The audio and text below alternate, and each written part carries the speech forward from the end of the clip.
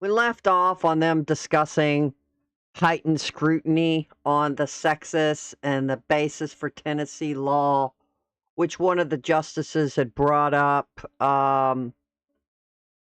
th- the court back in the day discussing whether same sex marriages and this kind of thing, which it's kind of driving me crazy. I think the parallel that she was making is because should we leave this up to the states to decide some of this stuff? But again, as I said previously, is that we're dealing with minors making a life changing decision.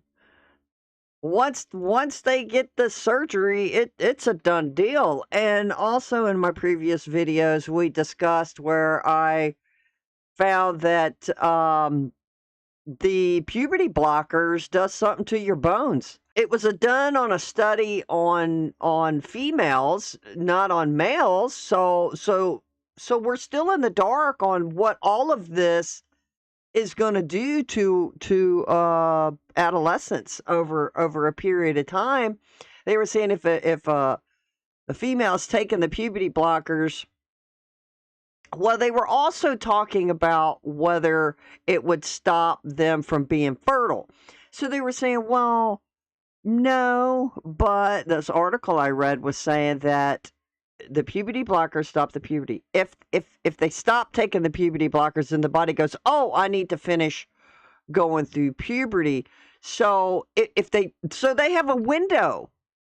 And I know that they're not that super genius where everybody goes through puberty at a different time. So they would have to stop the blockers to let them finish. But that's not the purpose for puberty blockers for this type of thing. The end game is to have the surgery. To some extent, that is the end game, in my opinion, on why would you do this. Oh, well, if a boy doesn't take him, he's going to have an Adam's apple because he's going to go through puberty, and oh, he's just going to be so depressed and he's going to want to off himself. And vice versa with a woman. Well, if she takes these puberty blockers, she won't get her breasts and this kind of thing. But my opinion is they need to suck it up, Buttercup. Search for mental health, and I think that's the best way to protect, because I think that in the long run they don't even know. Sometimes we don't even know what we ask for, but in the long run, again, it there's no turning back once they have this surgery, and then taking all these hormones.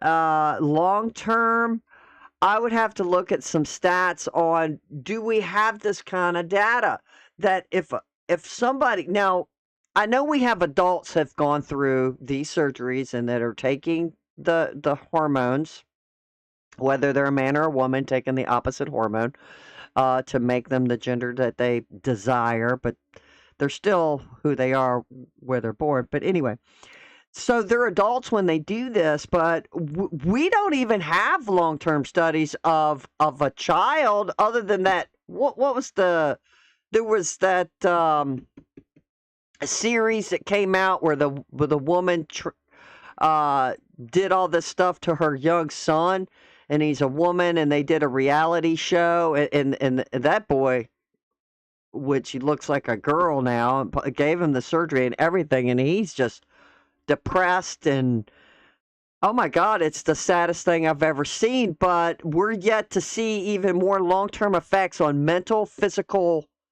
effects that kid's having it. And forgive me if I don't know the name of the show or the name of the boy that this goofy mother did this and manipulated him as being a child, where there I saw a couple clips of an episode where he's like, I don't even know who I am. And most of us don't. Most of us don't, because we're forever changing, and you just can't do this to a child.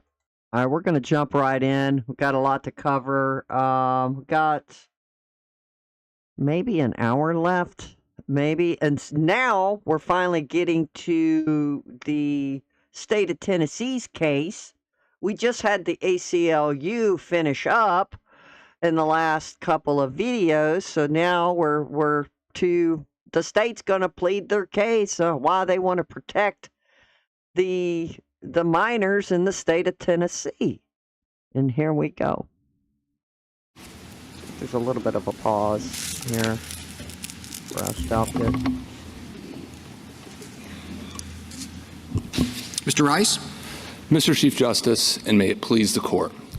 Tennessee lawmakers enacted SB 1 to protect minors from risky, unproven medical interventions. The law imposes an across-the-board rule that allows the use of drugs and surgeries for some medical purposes, but not for others. Its application turns entirely on medical purpose, not a patient's sex. That is not sex discrimination. The challengers try to make the law seem sex-based this morning by using terms like masculinizing and feminizing, but their arguments conflate fundamentally different treatments. Just as using morphine to manage pain differs from using it to assist suicide, using hormones and puberty blockers to address a physical condition is far different from using it to address psychological distress associated with one's body. The Equal Protection Clause does not require the states to blind themselves to medical reality or to treat unlike things the same. And it does not constitutionalize one side's view of a disputed medical question.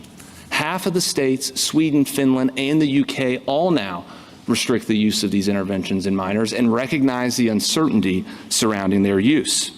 These interventions carry often irreversible and life-altering consequences, and the systematic reviews conducted by European health authorities have found no established benefits.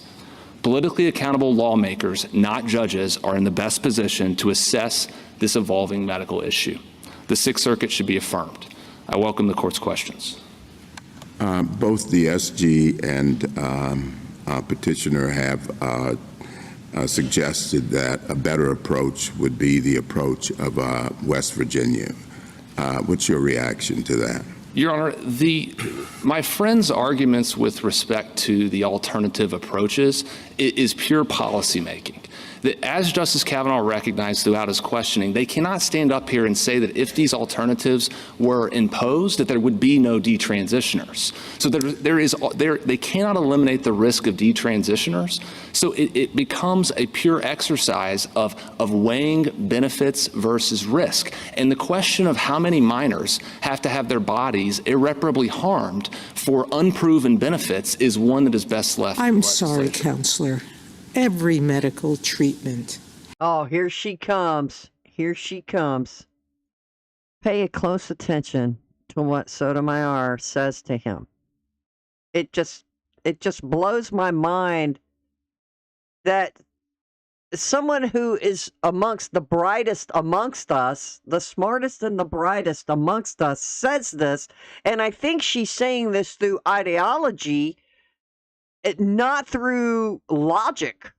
Okay, that's just my opinion. So listen to what she says to him. Has a risk. Even taking aspirin. I'll tell you, Justice Sotomayor, equating these drugs to an over-the-counter aspirin, which was just crazy, insane, equating over-the-counter aspirin to giving children puberty blockers or giving a female testosterone, a female juvenile minor, or a male giving him estrogen, comparing it to an aspirin. It is absurd, over the top, shocking to say such a thing. There is always going to be a percentage of the population under any medical treatment that's going to suffer a harm. So the question in my mind is not Do policymakers decide whether one person's life is more valuable than the millions of others who get relief from this treatment? The question is, can you stop one sex from the other, one person of one sex from another sex, from receiving that benefit? So if the medical condition is unwanted hair by a 9-year-old boy who can receive estrogen for that, because at 9 years old, if he has hair, he gets laughed at and picked on, and his puberty is coming in too early. But a girl who has unwanted hair says, or has unwanted breasts, or a boy at that age can get that drug, but the other can't. That's the sex-based difference. It's not the medical condition is the same. And we don't but agree. You're saying one sex is getting it and the other's not. We do not agree that the medical condition. That is just absurd. An 8 or 9-year-old, she says, decides, well, the boy doesn't want the hair or the girl doesn't want the breasts at 9 years old. This is just ridiculous. A 9-year-old. If you folks out there who have children, who have common sense, would not do this. Your kid is a goofball. There's something wrong. Either there's something going wrong at home, or there's just something wrong, and they need to get mental help, not this physical crap that you're going to start giving them, these drugs that long-term effects that later on down the road they're going to go, my God, I can't have children. What have you done to me? Is the same. We do not think that giving puberty blockers to a 6-year-old that has started precocious puberty is the same medical treatment as giving it to a minor who wants to transition. Those are not the same medical treatment. And once what you you're saying recognize, is you're still depending on sex to identify who can get it and who can't. I don't think so, Your Honor. If a minor comes up to a boy, goes to the doctor and says, I want puberty blockers to transition, the answer will be no. If a girl goes up to the doctor and says, I want... If a sex-neutral looking child walks into a doctor and says, I don't want to grow breasts, doesn't the doctor have to know whether it's a girl or a boy before they prescribe the drug?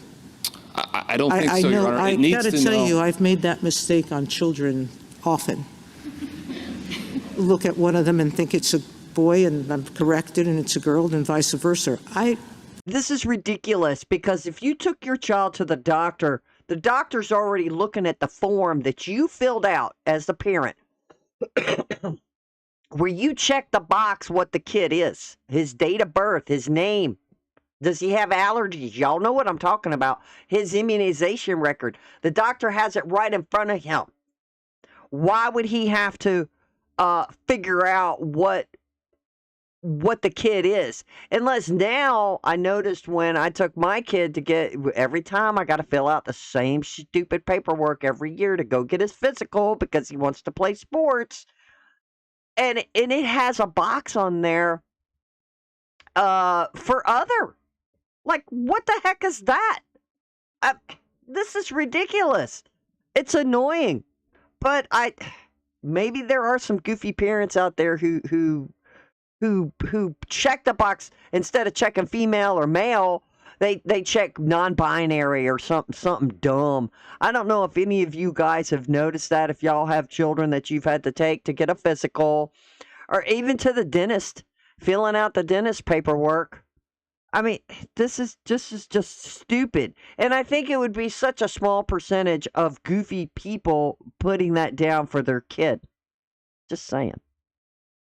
I hope that you're not going to tell me you haven't made that mistake. Well, I may have made that mistake, Your Honor, but I don't think that is an example of where a sex-based line is being drawn. Why not? Because Yeah, please.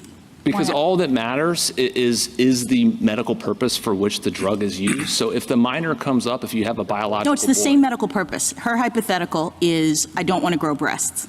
Same medical purpose. I'm trying to stop the development of breasts.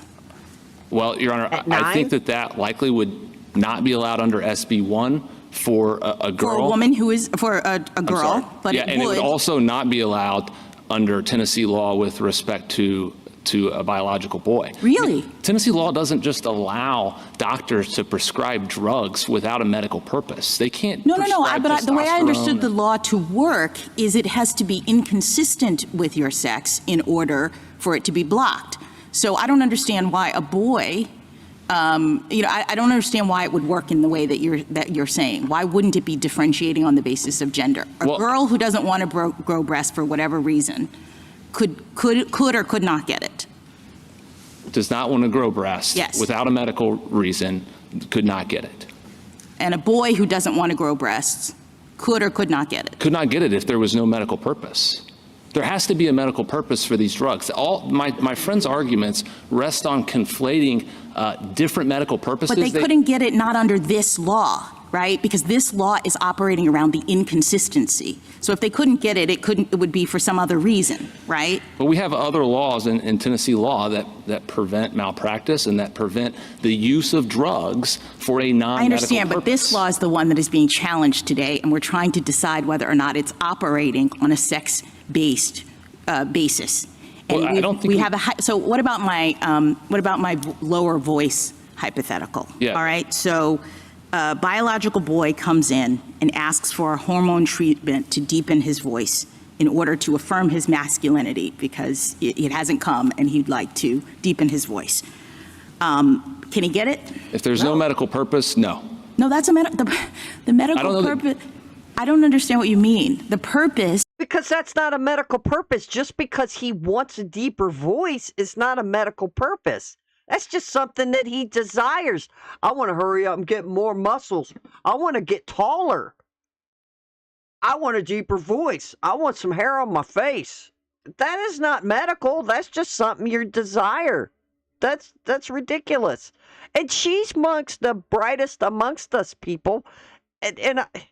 Look, I'm seeing right through this. I'm like, where is she going with this? It's not sexist. It's blatantly across the board to ban on minors. If there's no medical purpose, you do not get these drugs. Is to bring on a deepening of their voice. Let me try to rephrase. Yes. If there's no medical condition, the answer is no. You cannot use testosterone for purely cosmetic reasons. It's a Schedule III drug. In this statute or in another statute? In another statute. Okay, so setting aside that other statute, we're looking at this one and how it operates. This statute says something about inconsistency with your biological sex, and that's what I'm trying to test.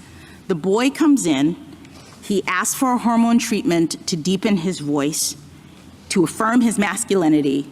Can he get the treatment? Under this statute? Under this statute, no, but under Tennessee Code annotated 63. The boy could not, under this statute, to get a medication that would deepen his voice? If there was no medical condition, no. That's the other statute. Under this statute, with respect Under to this consistency, he could. Under this statute, he could. Okay. Under 63-6-21412, he could not. I understand. Setting aside that other statute, under this statute, he could. Now, looking at this statute, a girl comes in biologically and asks for a hormone to deepen her voice in order to affirm the identity that she chooses, which is masculinity. I'm asking you, would under this statute, she be precluded from getting that treatment? She wants to, I'm sorry, one more time, Your Honor. She wants to get the medication in order to deepen her voice and affirm her masculinity. Your Honor, I think if it's for the purpose of identifying inconsistent with their sex, she would be barred from doing that under the. But isn't that the point, Mr. Rice, that if it's for the purpose of identifying? Now, I think we may be in trouble because one statute says the boy could get it, but this statute, no. So I'm getting a little nervous, like that other justice said. I'm not liking this. It should have, why would you allow that? They've been pushing the different sexes, and to me, my little pea brain full of mush was like, this is just for minors across the board. Now let's continue. With their sex. I mean, the prohibited purpose here is treating gender dysphoria, which is to say that the prohibited purpose is something about whether or not one is identifying with one's own sex or another sex. The whole thing is imbued with sex. I mean, it's based on sex. You might have reasons for thinking that it's an appropriate regulation, and those reasons should be tested and respect given to them. But it's a dodge to say that this is not based on sex, it's based on medical purpose, when the medical purpose is utterly and entirely about sex. Justice Kagan, we think that is a slightly, we think that's a request for a substantive right to engage in nonconforming behavior. We don't think it's actually drawing a line based on sex. And again, the only way that my friends can point to a sex-based line is to conflate the use of puberty blockers to address precocious puberty with the use of puberty blockers to transition. And those are fundamentally different treatments. They have different effects on the body. They're used for different purposes. I actually think my friend's response to Justice Alito's hypothetical regarding puberty blockers is devastating, because that law draws no different lines than the law that's drawn in SB 1. It just doesn't use the words inconsistent with sex. So we use the words inconsistent with sex to describe a single prohibited medical purpose. We do not use it to draw lines between males and females. Counsel, I want to be clear about this. I assume you agree with me that no matter how difficult the science may be, and no matter how evolving it may be, at the end of the day, legislation on this subject is subject to judicial review. Yes, Is that Your Honor. correct? And I also want to be clear that the issue about the difficulty of regulating the science and attempting to figure out where to sort of stop and place the scale in the evolution is a matter that goes to the level of judicial review. Is that right? The level of the scrutiny that's applied? Yes, Your Honor. Okay, thank you. Counselor, given your argument, you're saying your state can block gender treatment for adults too. Your Honor, we think that if we're assuming a similarly worded statute, that there still would not be a sex or a transgender-based classification. So you're licensing states to deprive grown adults of the choice of which sex to adopt. Your Honor, I don't think that's a fair characterization. That's what you're telling me, because you're saying to me rational basis would be the review for that kind of law for adults as well. And this court has not hesitated to hold laws unconstitutional under rational basis review when they are rooted in unsubstantiated fears and prejudices. That's exactly what this court did in Cleburne. And That's to the extent, quite an interesting way to protect the population. And to the extent, Your Honor, I thought that's why we had intermediate scrutiny when there are differences based on sex, to ensure that states were not acting on the basis of prejudice. well, Your Honor, of course, our position is that there is no sex-based classification, but to finish the answer, that to the extent that a law dealing with adults would pass rational basis review, that just means it's left to the democratic process, and that democracy is the best check on potentially misguided laws.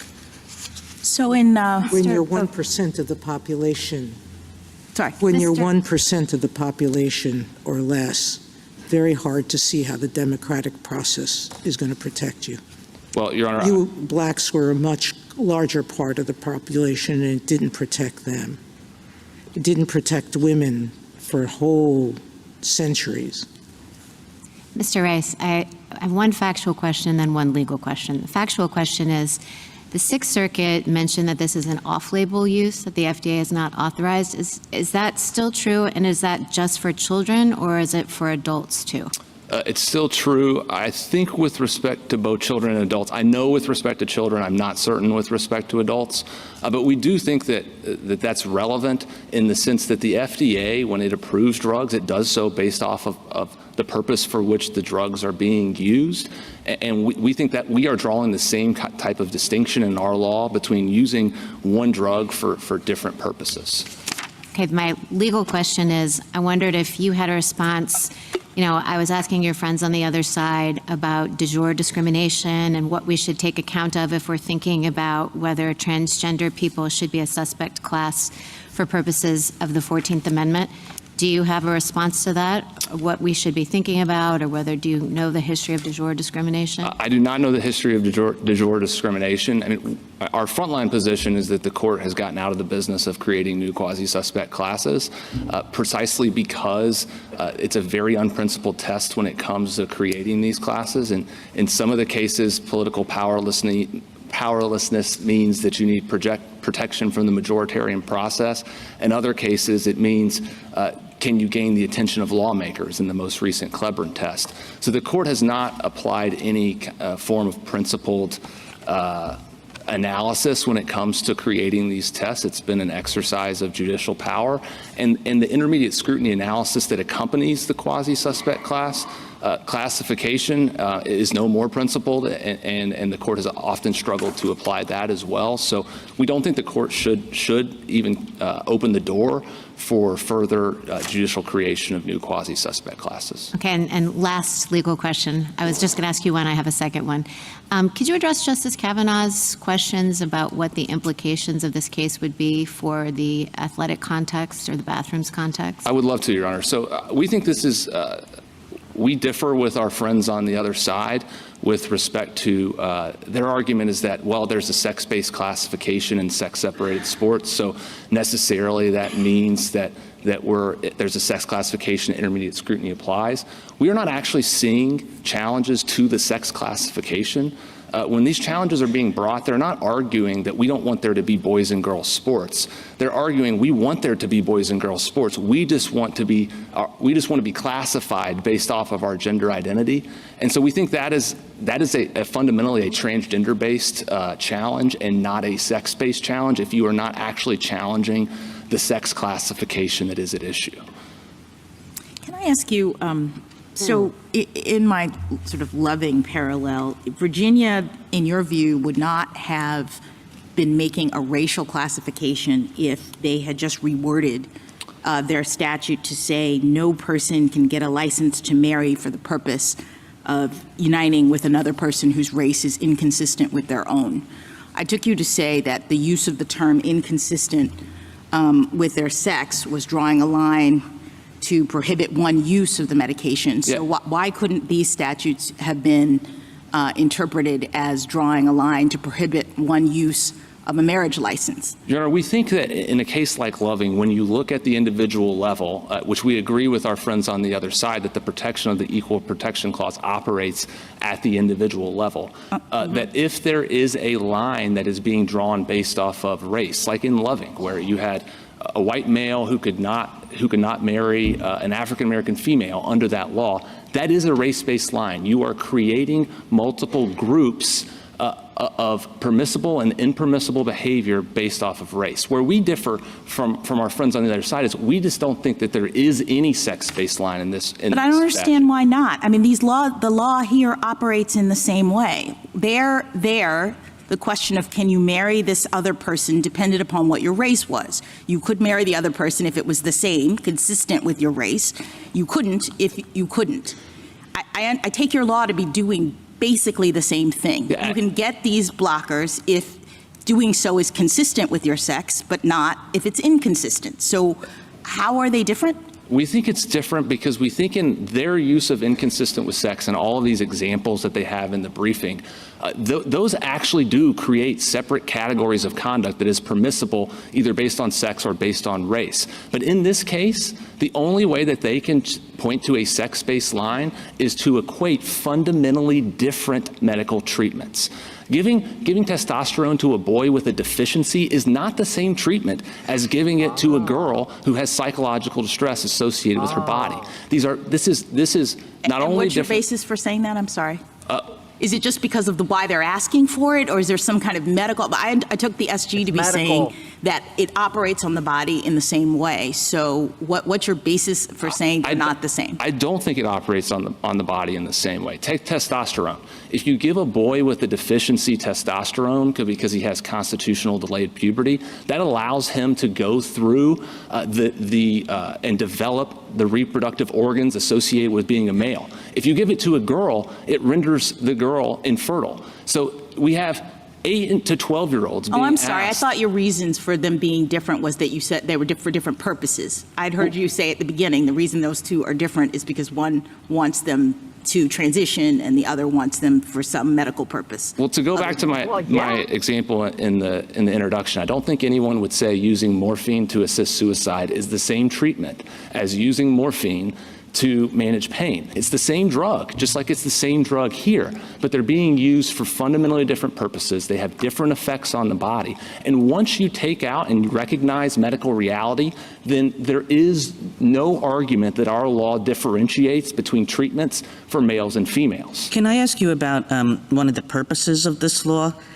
And I note that your brief does not talk a lot about. Well, that kind of clarified and put me at some rest there, that if a boy goes because he's not going through puberty like he's supposed to, this helps him to develop it for the development that he needs for his body. But if a girl does it to get the testosterone, it can render her infertile.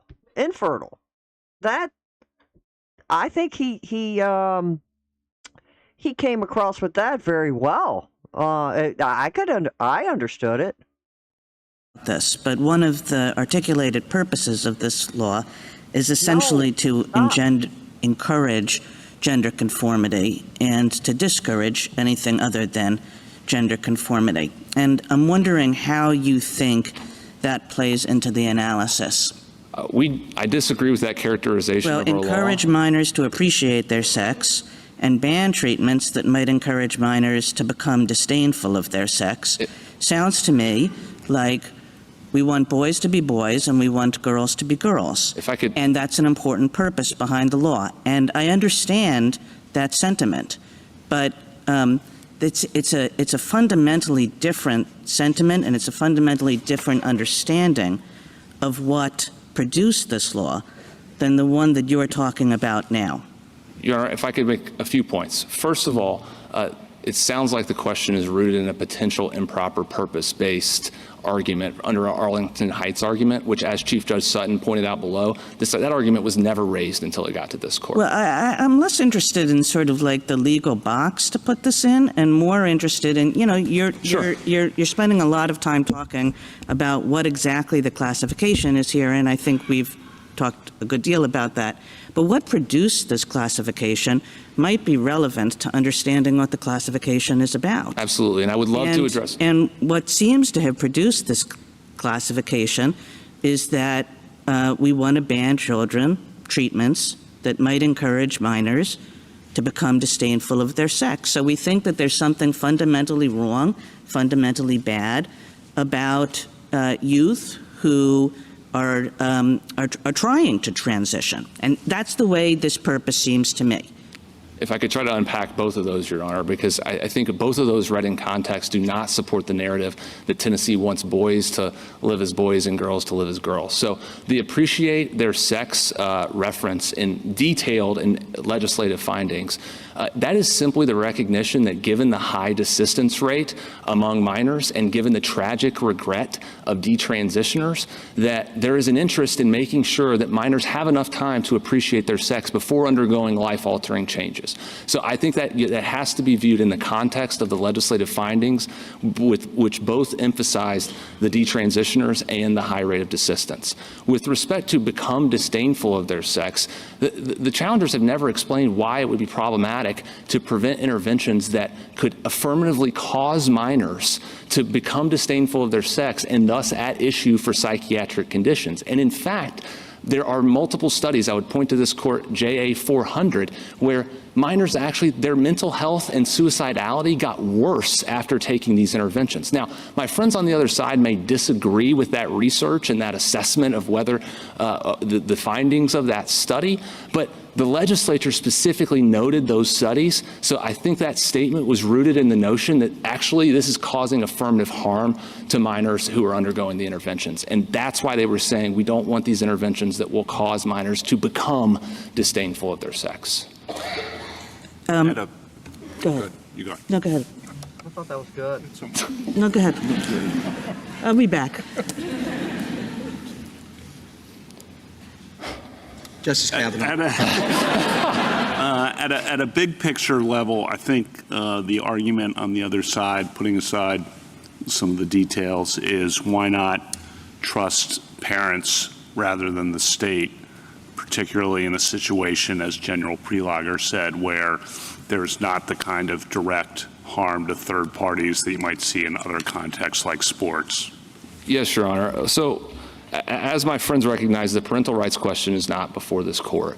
And she explained how it informs, so just take the question Sure. as best you can. Yeah, I think our position is that there are certain times in medicine, history has shown where the states in their traditional role as regulators have had to intervene. And that's not because, of course, the parents are trying to do the best they can and get the best treatment for their kids. But we've had multiple instances in somewhat recent history where we have stuff like lobotomy, eugenics, that had widespread acceptance among the medical community, and the state had to intervene as a regulator to protect the children. Good point. Mr. Rice, just to let you kind of finish what you started to say to Justice Kavanaugh, you agree that the parental rights question is not before the court, so it would be open to parents to continue to press that point in other cases. We agree, and we think Chief Judge Sutton got it right, but we agree. Can I just ask you about, I don't understand at all the similarly situated argument that you make, and I hope that you can help me, because I don't know how you can say both that girls and boys are not similarly situated at step one when this law is being evaluated and it's not making a sex-based classification.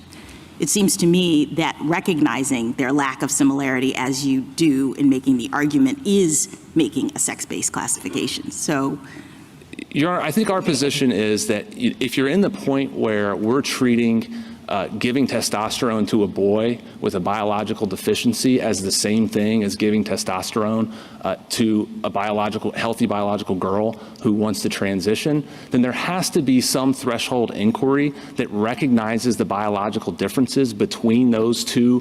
right, but when you're doing that, you're making a sex-based classification. I mean, Oh my God. Is that not driving y'all nuts? The boy's going to get the testosterone because he has a medical-based reason to get it.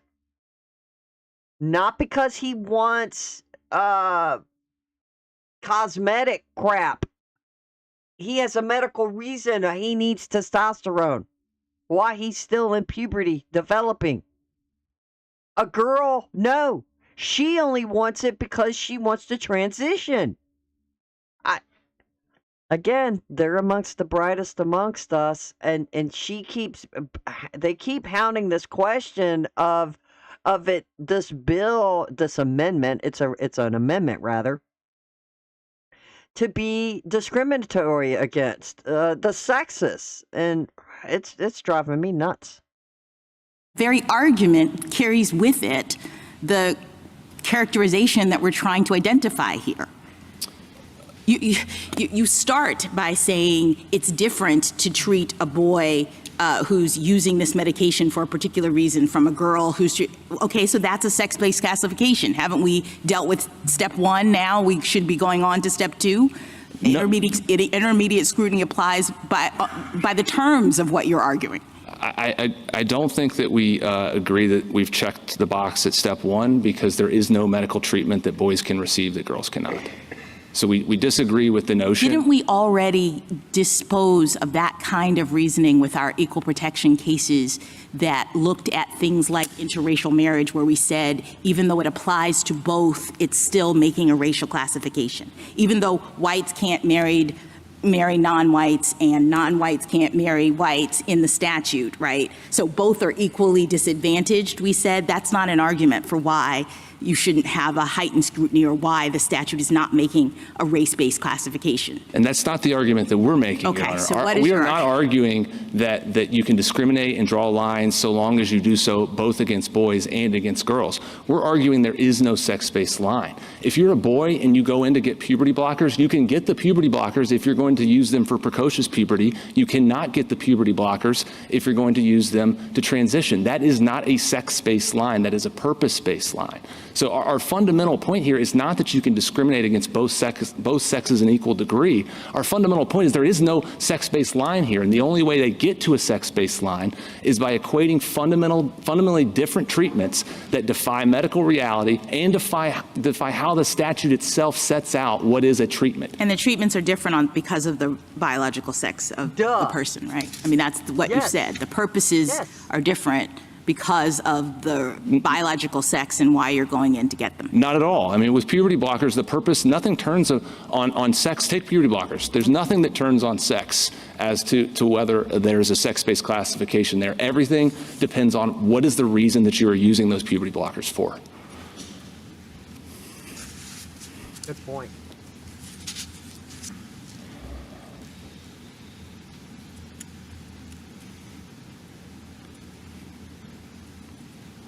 I'm happy to take more questions if the court has them. Justice Thomas? I'm gonna tell you right now, it looks like in the time frame that the ACLU got way more time arguing their case than the Tennessee.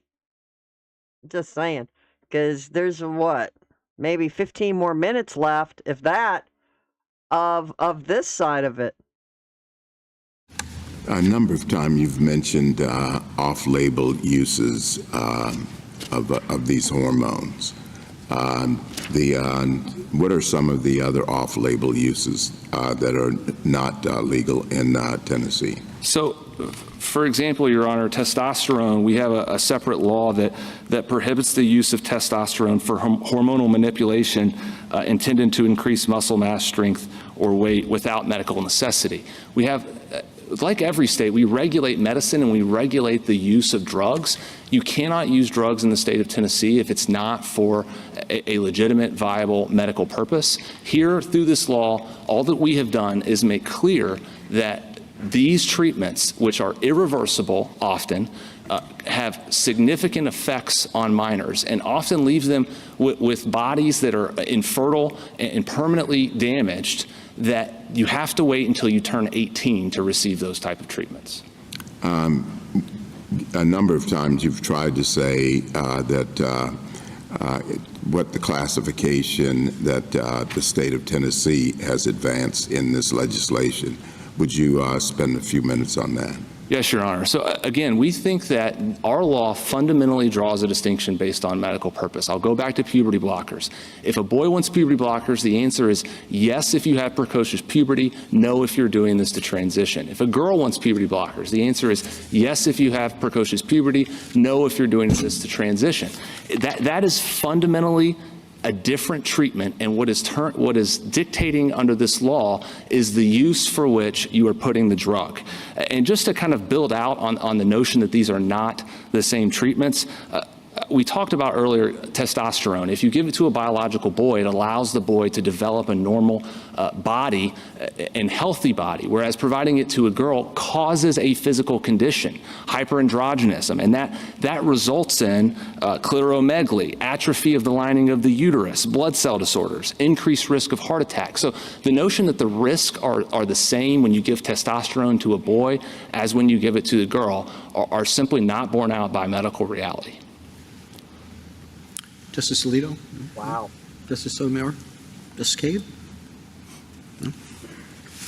Justice Kavanaugh? Just one clarification. It's an obvious point, but I want to make sure you agree with it, which is you're not arguing that the Constitution takes sides on this question. You, as I understand it, you are arguing that each state can make its own choice on this question. And so from your perspective, as I understand it, it's perfectly fine for a state to make a different choice, as many states have, than Tennessee did, and to allow these treatments, correct? Yes, Your Honor, that's correct. And we think that's because of what Your Honor has pointed out, that no matter how you draw these lines, there are risk and potential benefits and harms to people on both sides. And the question of how to balance those harms is not a question for the judiciary, it's a question for the legislature. Thank you.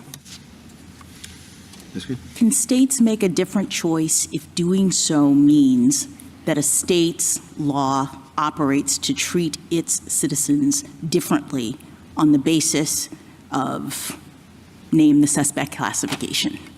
I thought that was I think you need to treat minors different than you treat adults. Just the work of the Constitution and the Equal Protection Clause. Your Honor, we don't think that it draws any lines based off any. No, I understand. I'm not talking about this law. I'm going back to Justice Kavanaugh's suggestion that the Constitution doesn't play a role if the state is making a policy choice regarding issues such as these. And I guess I'm still seeing a role for the Constitution in circumstances in which the claim that is being made is that the state's choices are implicating the equal protection rights of its citizens.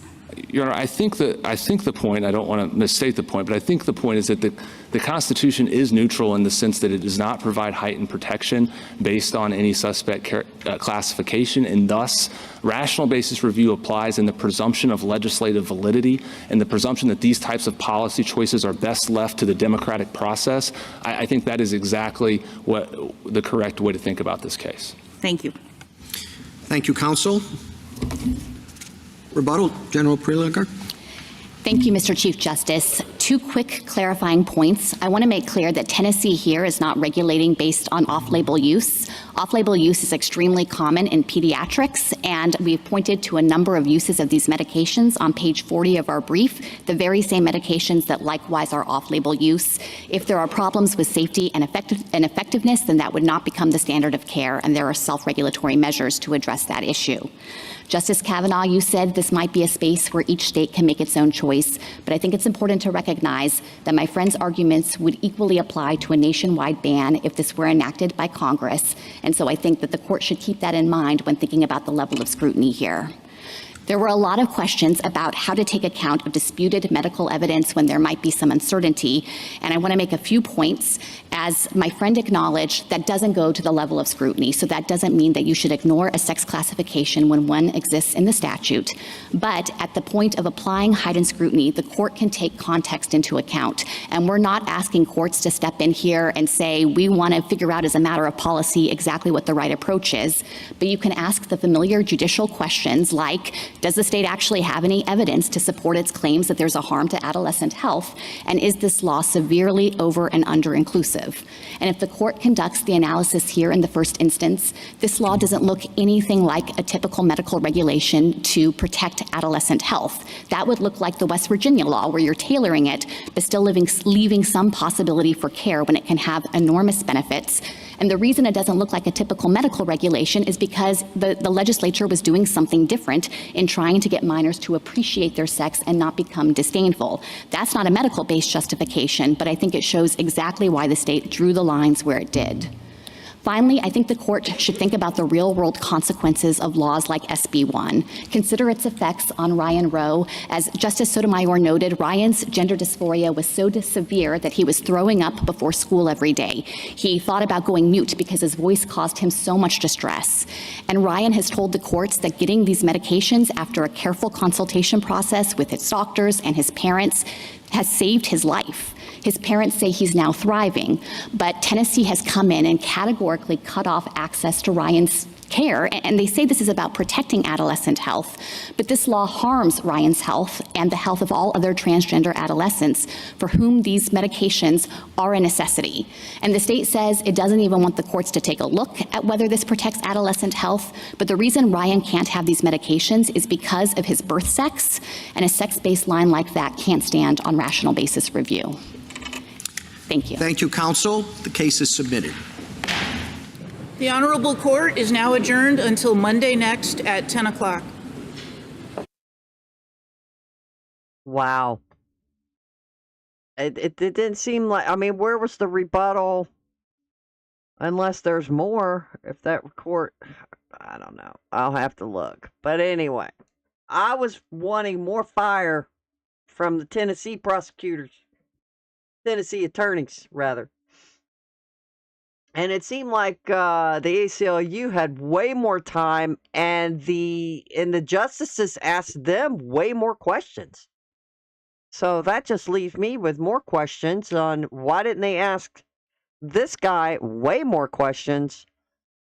I don't know. You decide. Tell me what you think. Like and subscribe to the page. It'll help me out. I appreciate it. It gives me time to do these things. And because it does take time to do these videos and all of this fun stuff. But I do enjoy it. I am very interested in this case and seeing what they're going to conclude to. But thank you. And there you have it.